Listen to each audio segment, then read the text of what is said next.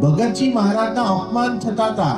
ભગતજી મહારાજનો પરિચય કેવો અપાતો કે જેનું કૂતરાની પેટે હળદૂત થઈને અપમાન થતું હોય એ ભગતજી. ભગતજી મહારાજ માટે લોકો 12 મણના ચૂનાના કોથળા એમના શરીર પર નાખતા હતા જુનાગઢની અંદર. આટલું અપમાન, આટલા તિરસ્કારો સહન કરવા છતાં પણ ભગતજી મહારાજ હંમેશા શું બોલતા કે ગુણાતીત સ્વામી મારું એવું બખ્તર ઘડ્યું છે ને કે મને ટોચો જ લાગવા દીધો નથી.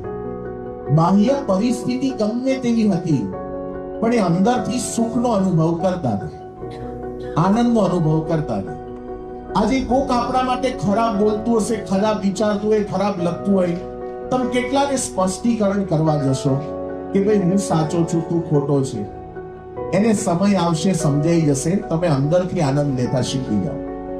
તો સુખ અંદરની વસ્તુ છે. એના માટે સૌથી અગત્યની વસ્તુ છે સવળો અભિગમ, સવળો વિચારધારા.